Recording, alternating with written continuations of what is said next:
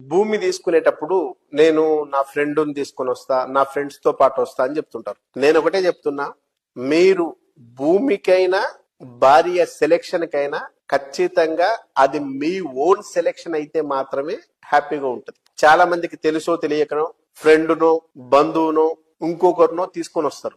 అట్లా తీసుకొచ్చినప్పుడు ఖచ్చితంగా డెఫినెట్ గా నేను చెప్తున్నా, వచ్చిన ఏ పర్సన్ అయినప్పటికీ ఒక భార్య, ఒక డాడీ, మమ్మీ వీళ్ళు తప్పిస్తే అదర్గా వచ్చే ఏ పర్సన్ అయినా కూడా ఖచ్చితంగా మీరు ప్రాపర్టీ తీసుకుంటా అంటే హ్యాపీగా ఉండలేడు. డెఫినెట్ గా చెప్తున్నా, గుర్తుపెట్టుకోండి.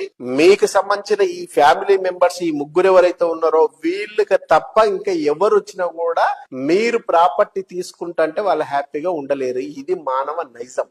నా ఫ్రెండ్ నాకంటే ఎకనామికల్ గా బాగుండాలని కోరుకునేవాడు ఎవరు ఉండడు. 99% అబో డెఫినెట్ గా నా ఫ్రెండ్ అనే పర్సన్ కూడా బాగుపడాలి, కానీ నాకంటే ఎక్కువ బాగుపడాలన్నంత విశాల హృదయం ఎవరికి ఉండదు. బంధువులైతే దాదాపు చాలా మంది రాబంధువులై ఉంటారు. నేను తీసుకొని ప్రాపర్టీ అతను తీసుకుంటే నాకంటే ఇక్కడ బాగుపడిపోతాడు అనే ఈర్ష, ద్వేష, రాగ ద్వేషాలు చాలా చాలా ఉంటాయి. కాబట్టి వాటిని ఎక్కడ పైకి కనిపించనీయకుండా సాధ్యమైనంత వరకు ప్రాపర్టీ బాగానే ఉంది కానీ చాలా దూరం ఉందనో, ప్రాపర్టీ కొంచెం కాస్త ఎక్కువైందనో, ప్రాపర్టీలో ఫేస్ సరిగ్గా లేదని చెప్పోసో, లేదనుకుంటే ఇప్పుడే ఎందుకు ఇంకా కొంచెం ఆలోచించు అని చెప్పడము, ఇట్లా కుంటి షాకులు చెప్తూ ఖచ్చితంగా ప్రాపర్టీ తీసుకోకుండా అడ్డుపడే వాళ్ళే చాలా మంది ఉంటారు. సో మీరు సెలెక్షన్ చేసుకోవాల్సింది, మీతో పాటు వచ్చే పర్సన్ రియల్ ఎస్టేట్ కి సంబంధించిన ఎక్స్పర్ట్ కాదు.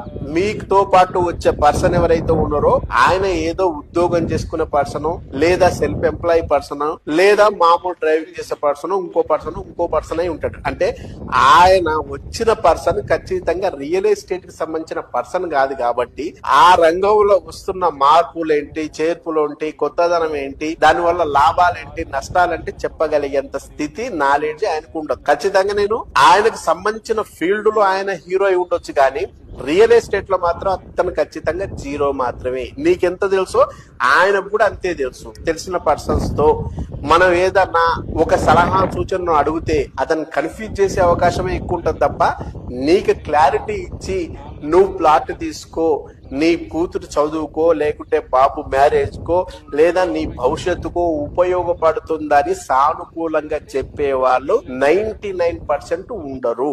మీకు సంబంధించిన అంశాన్ని మీరే తెలుసుకొని నిర్ణయం తీసుకుంటే బాగుంటది అనేది నా సలహా.